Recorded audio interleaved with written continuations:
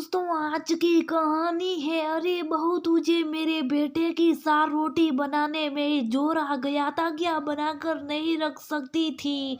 दोस्तों कहानी शुरू करने से पहले अगर हमारे चैनल को सब्सक्राइब नहीं किया हो तो कर लीजिए ताकि आपके पास पहुंचे हर रोज नया वीडियो।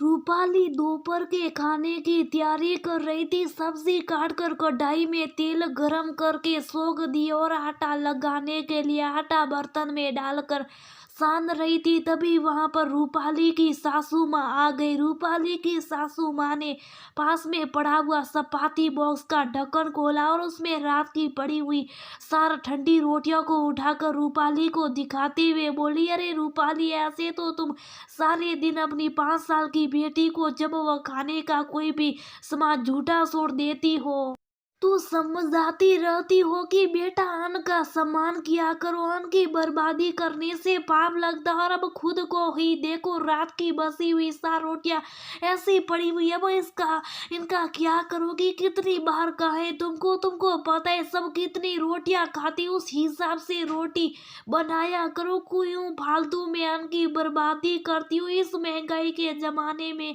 इस तरह से घर चलाओगी तो कैसे काम चलेगा?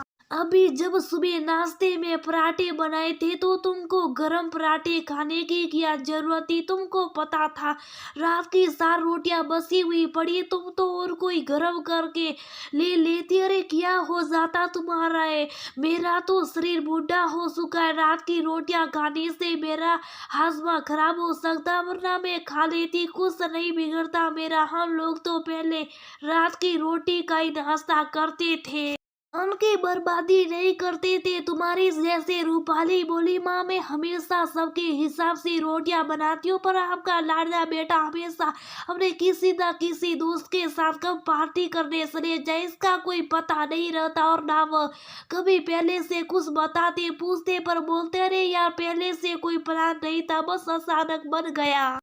तुम सारे दिन बस एक ही बात पूछती हो, फोन पर खाना घर पर ही खाओगे ना? बोलकर मेरा दिमाग खराब मत किया करो। अरे तुम तो मेरा खाना बनाकर रख दिया करो बस। रूपाली बोली, बताइए माँ मैं इसमें मेरी क्या गलती है? उल्टे जब कभी इनके लिए रोटी नहीं बनाती हूँ तब आप इनके घर लौटने पर बोलती है, अरे बहू तुझे मेरे बेटे की सार रोटी बनाने में जोर आ गया था क्या? बनाकर नहीं रख सकती थी क्या? सुबह का गया रात को घर लौटता, कम से कम खाना तो उसको घर पर आती मिल जाना चाहिए। रूपाली की बात सुनकर रूपाली की सासू माँ थोड़ा गुस्सा होते हुए बोली, हाँ तो इसमें क्या मैं गलत कहती हो रही? उसको हजारों काम होते जाना पड़ता है, काम से किसी के साथ तो हो जाता है इसका वहां पर खाना पीना, पर उसके हिस्से की बसी हुई रोटियां सुबह तुम खाया करो गरम पराठे की जगह। अरे पति की बसी हुई बासी रोटी पत्नी खा लेगी तो क्या बिगड़ जाएगा? उसका रे पति की मेहनत की कमाई है, बेचारा कितनी मेहनत से पैसे कमाते हैं, तुम्हें क्या पता? तुम तो घर पर रहती हो सारे दिन। अरे एक औरत आदमी की कमाई की पाई पाई को जोड़ती है जब जाकर कोई घर चलता, पर तुम्हारे समझ में ये बात कहाँ आएगी? तुम तो लगी हो हर चीज की बर्बादी करने में। अपनी सासू माँ की बात सुनकर रूपाली को थोड़ा गुस्सा आ गया। रूपाली खुद को थोड़ा शांत करते हुए बोली, ये तो कोई बात नहीं हुई माँ की पति के हिस्से की बसी हुई बासी रोटियां पत्नी खाए, वैसे भी मेरे हिस्से में तो अधिक खतरा आपके बेटे की बसी हुई बासी रोटियां हिस्से में आती है। सुबह के नाश्ते में कभी कभी गरम पराठा ले लेती हूँ तो आज की जैसे आपके उपदेश सुनने को मिल जाते, तब भी दोपहर के खाने का आटा लगाने के लिए रसोई में आती हूँ, पीसे पीसे आप आ जाती है। चपाती बॉक्स में रखी हुई ठंडी रोटी की जासूसी करने दोनों सास बहू बात कर रही थी। तभी बीच में दरवाजे की घंटी बजी। रूपाली के साथ बात को बीच में छोड़कर दरवाजा खोलने के लिए चली गई। रूपाली का पति राघव घर पर आ गया था। रूपाली की सास अपने बेटे राघव से बोली, अरे बेटा इतना कितना काम करता है तू, रात को घर पर ही नहीं आ पाता, कभी कभी कितनी मेहनत करता है तू, और मेरी तेरी पत्नी तेरी कमाई को यूं ही बर्बाद करने लगी राघव बोला, रे माँ कल किसी पार्टी से कोई डील फाइनल करिए, बारिश का दौर बहुत लंबा चला था माँ, इसलिए रात को घर नहीं आ सका। राघव ने अपने बैग में से 2 की गड्डी निकाली और अपनी माँ को देते हुए बोला, माँ ये कल की डील के पैसे मेरी कमाई का हिस्सा आप अपने पास रखिए इनको। राघव की आवाज सुनकर रूपाली भी रसोई में से आ गई थी और पैसों को देखते हुए वह राघव से बोली, राघव अब तो मिल गया ना तुमको पैसे, इतने दिनों से बोल रहे थे मेरे पास पैसे नहीं है, लाओ अब तो मुझे कुछ पैसे दे दो। ससुरे भाई की शादी में जाने की तैयारी करने के लिए शादी के दिन अब कितने बाकी रहे हैं,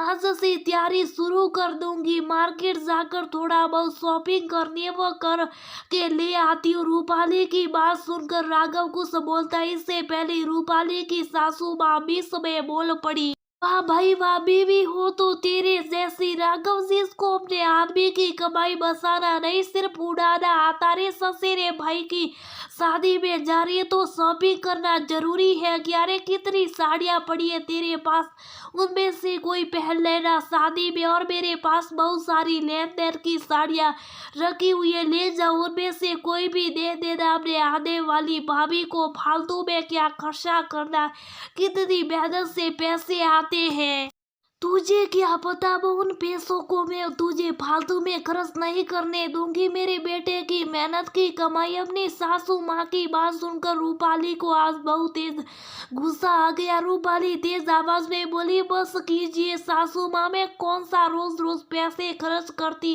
रहती हो जो आप मुझको पैसे को लेकर इतना उपदेश देती रहती हो। ये कमाई अगर आपके बेटे की है तो मेरे पति की भी है, और आप भी तो कहती हो ना कि पति के हिस्से की हर चीज पर पत्नी का हक होता है, सही वो पति के हिस्से की बसी हुई बासी रोटी क्यों ना हो, फिर उसके हिस्से की कमाई पर मेरा हक क्यों नहीं है? इनके हिस्से की बसी हुई बासी रोटियां खाऊं मैं और कमाई आपके हिस्से में, ये तो गलत बात है ना माँ।